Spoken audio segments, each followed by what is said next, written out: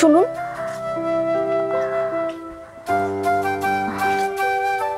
আমার দুঃখের কথা শুনে আপনি কেন দুঃখ পাচ্ছেন? আপনি আমাকে ক্ষমা করুন, আমার জন্য কত কিছু আপনাকে সহ্য করতে হলো। উপদেশ দেবার অধিকার আমার নেই, তারপরও যদি কিছু বলি শুনবে? বলুন। কথা দাও, কথা রাখতে হবে।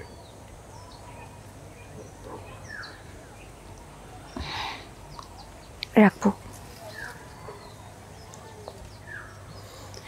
হয় দুঃখটাকে সহ্য করো, না হলে ভুলে যেতে চেষ্টা করো। কিন্তু এ ধরনের ভয়ঙ্কর ভুল, ভয়ঙ্কর অন্যায় করবার আর জীবনও কখনো চেষ্টা করবে না।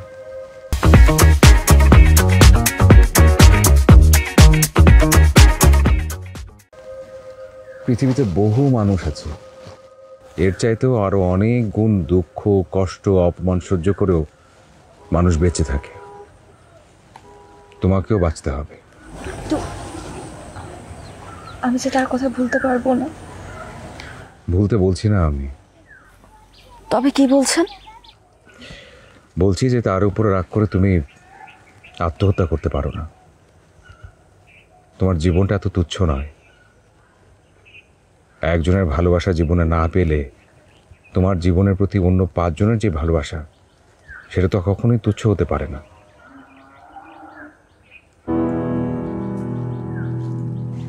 অনেক দেরি হয়ে যাচ্ছে, বাড়ি ফিরতে হবে যে।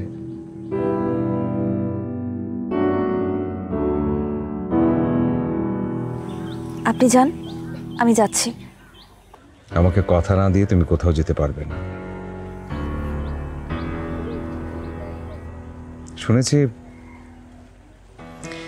তুমি রবীন্দ্রসঙ্গীত ভীষণ ভালো করো, হেনা বলেছে।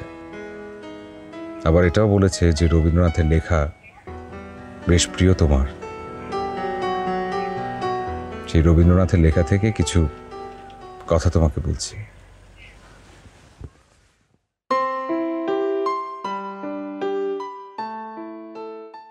রবীন্দ্রনাথ বলেছেন, অনেক সময় গাছের ডাল কাটলে গাছ প্রবলতর তেজে বেড়ে ওঠে।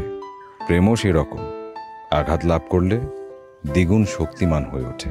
এখন কিছুদিনের মতো নিজেকে অত্যন্ত রিক্ত এবং জীবনকে ব্যর্থ মনে হবে, কিন্তু এই রিক্ততা, এই ব্যর্থতা নিশ্চয়ই একদিন বড় একটি সার্থকতার কারণ হয়ে উঠবে।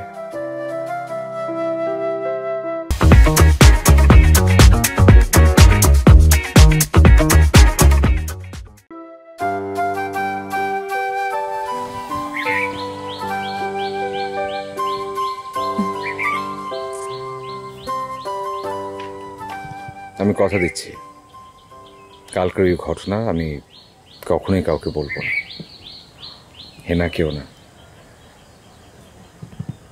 আমি ভুলেও একবারের জন্য কাউকে বলবার চেষ্টা করব না যে তুমি ওই জায়গাটিতে মরে যাবার চেষ্টা করেছিলে।